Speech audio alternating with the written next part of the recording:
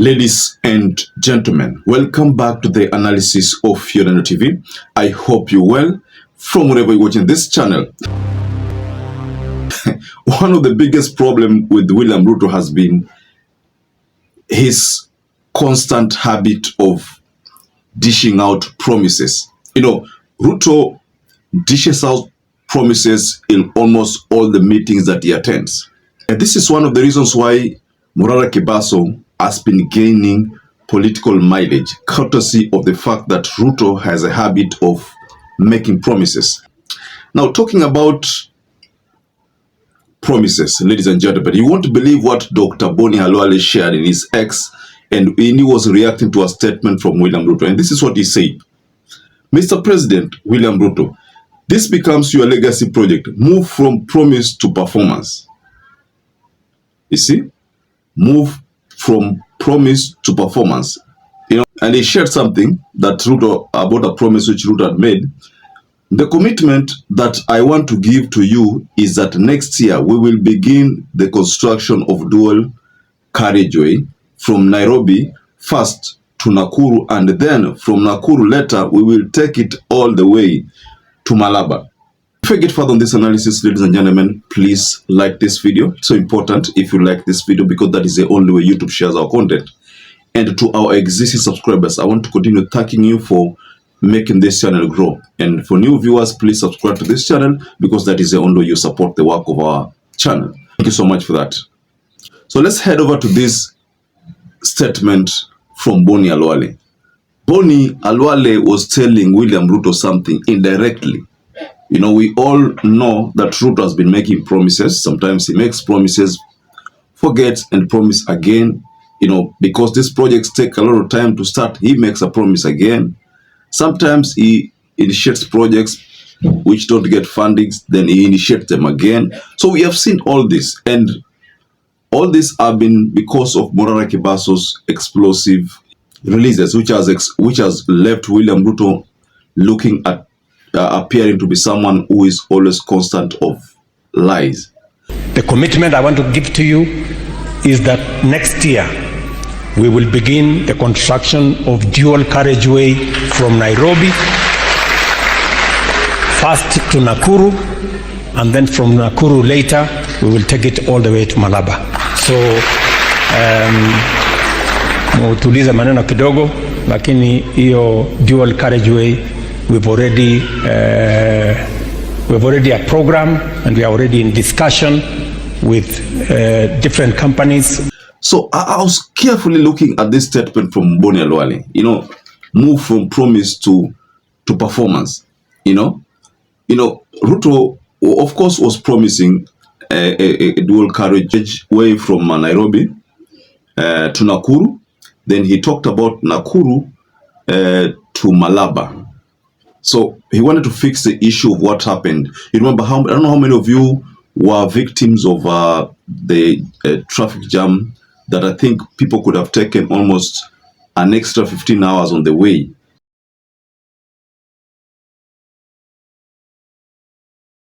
Just because of that traffic jam that was experienced between, I think somewhere there around Maimayu, the Nairobi Nakuru highway.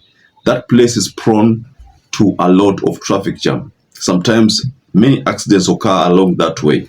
So I think Ruto was doing some kind of timing here, because he realized that that's one thing that was messing up a lot of people's time, and he decided to capitalize on that and make a promise. So Boni Khalwale, knowing very well that Ruto is fond of making promises, he decided to attack that promise directly and tell William Ruto that, look, this time round, you need to do something about this.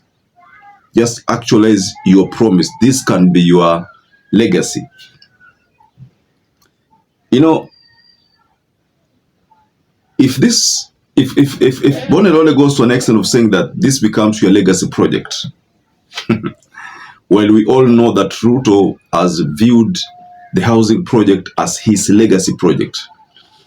What this translates to is a scenario where Boni Khalwale maybe does not believe in all other projects which Ruto has been saying that he initiated, some of which some of us have not seen, but we have seen on the television that he is initiating some housing project.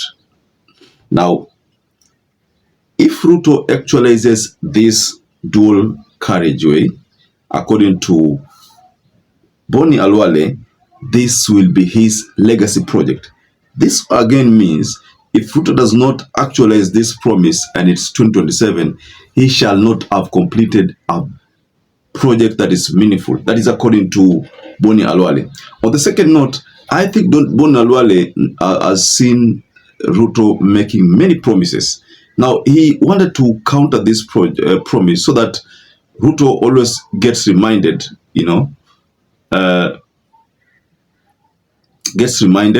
about this, because this is something that he has promised. Now, let's go to some reaction. There's something that Miguna said reacting to Boni Khalwale, and Miguna seems to be thinking that fat lies like a ladwa. So what Miguna is telling us here is that Ruto has lied to Kenyans again.